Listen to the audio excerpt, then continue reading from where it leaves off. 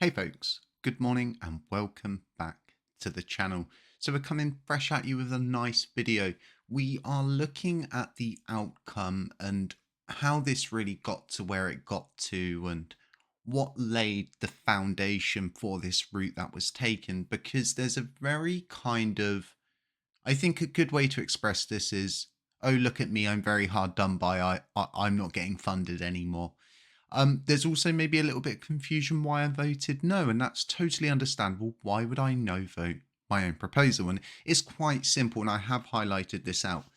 If we choose to pay one provider, then we should extend this courtesy to all. Conversely, if we decide not to pay one, then none should receive payment.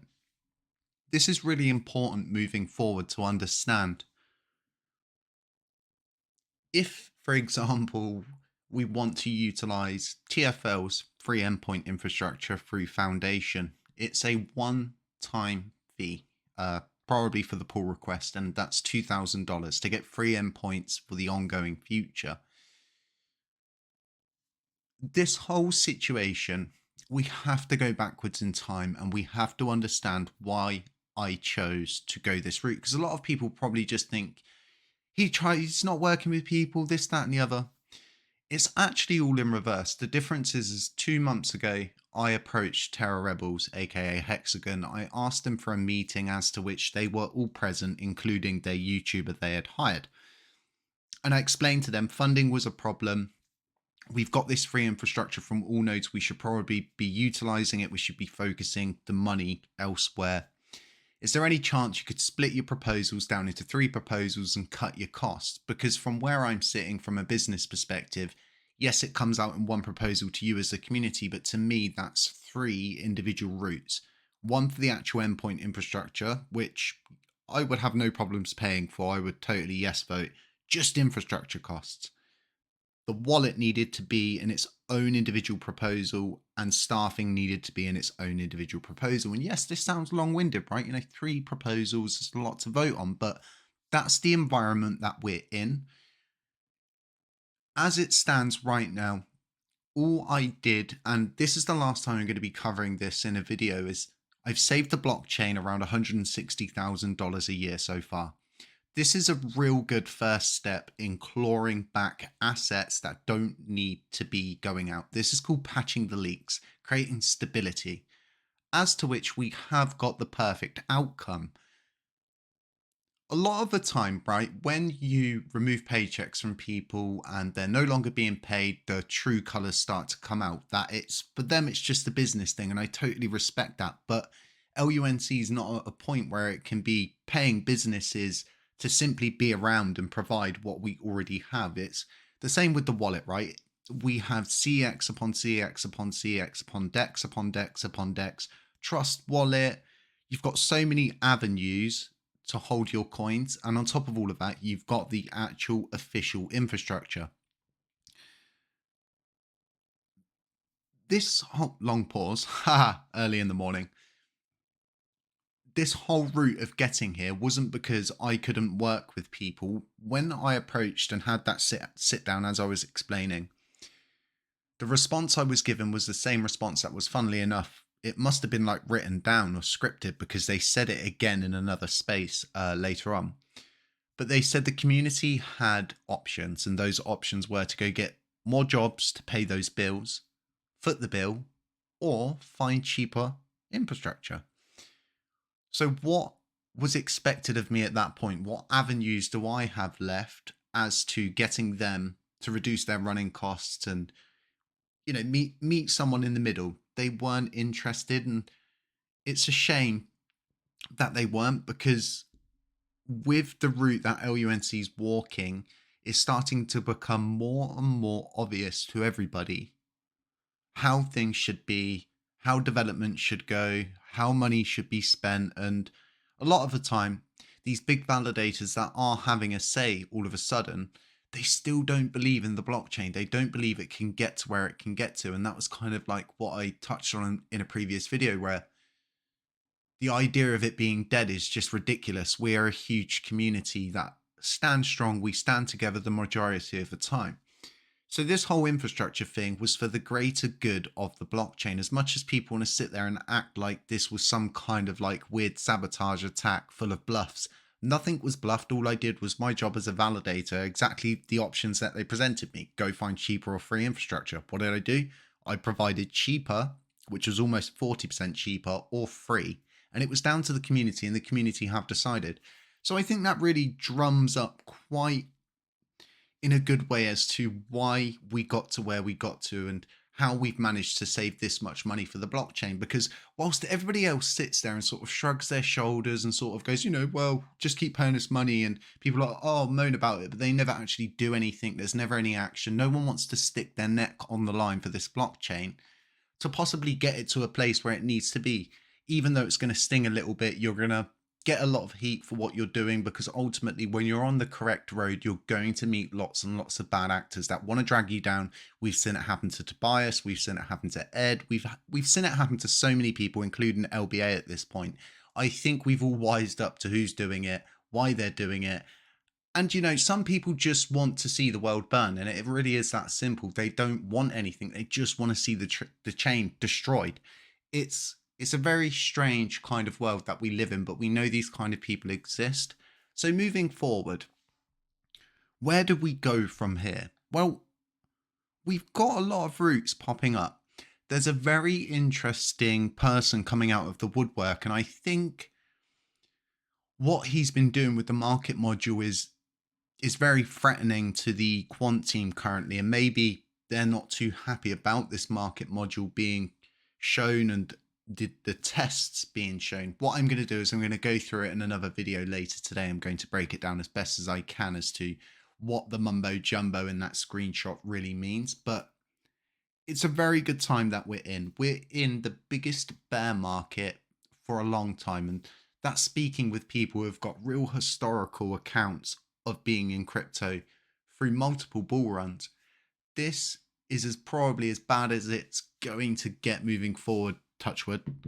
But at some point, it has to move back upwards. There has to be a bottom. All we can do during times like this is ensure that we're building, we're driving sentiment, and we're bringing the trust back to the chain. And that all starts with movements like this. So moving forward, right?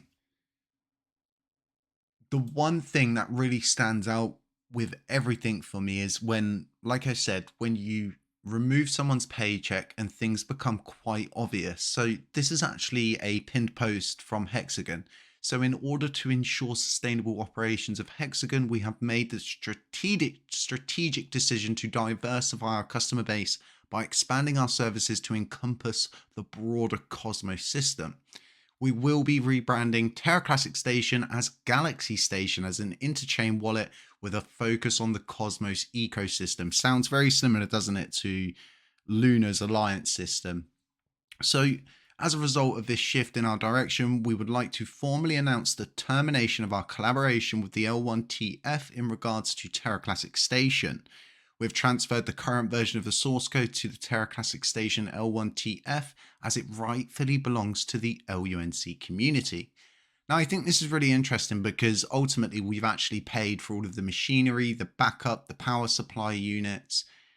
Everything that they've got has been purchased from my point of view. This is just my opinion. You can let me know what you think in the comment section. Caps locks on. It all belongs to the blockchain. I don't believe they should be able to utilize what they've been gifted here somewhere else and then just all of a sudden go, well, we're rebranding once again to something else to suit our own needs. And I get it from a business perspective, but like, why spin everything up? Why build a wallet that 95% of people just don't use? We can see the number. This is the sad part. You can see the numbers reflected on the Play Store. You can see how many users use the main app and how many users use different apps. Strafe Cole pointed this out quite good, but this whole sort of like, for me, this is a very spiteful thing. And what they're going to do, right, is they're going to cause as much drama. They're going to make it act like they're very hard done by, and that this is a big issue, that them leaving is the end of everything, and they were the main providers of everything. They were the only development team doing anything. You're going to sit there and you're going to say to me, Jay, that's not true. And I'm going to say to you, let's check the news. Oh, would you believe it? So this is what I mean. Instead of just sort of going, well, we're moving off to another blockchain, they're making a big deal out of it. They're going to try and cause as much drama, as much pain as they can on the way out, instead of just simply saying, well, we're not being paid here. You're not giving us anything. We're just going to leave and we're going to be focusing on something else entirely.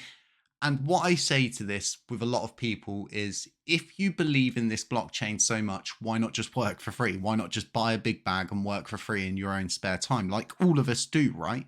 Like all of us do. We all have full-time jobs to be here in Terra Classic, and it shouldn't be any different for one specific group of people. This whole thing, well, we can't run at a loss. Well, you know, I run my validator at probably like a $14,000 loss up until probably 4 months ago. And it's funny to see people sort of jumping on me and, oh, he doesn't help and he doesn't do anything. And I put a tweet out yesterday explaining how I was approached by another validator whose swapping module was broken. His developer wasn't responding and he wanted to sell it.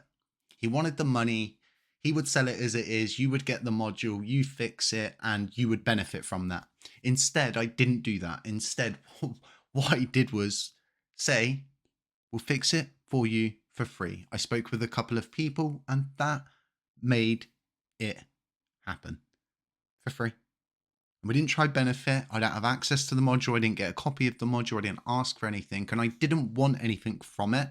What I didn't want to see was a validator have to leave this active set once again because no one was willing to step in and help. And it's this whole thing going around with, oh, he's not in this group or he's not in that group full of validators. To be quite honest, I don't like being in groups full of validators because it's at that point you become one big lobbied thing that are all swayed by each other's emotions.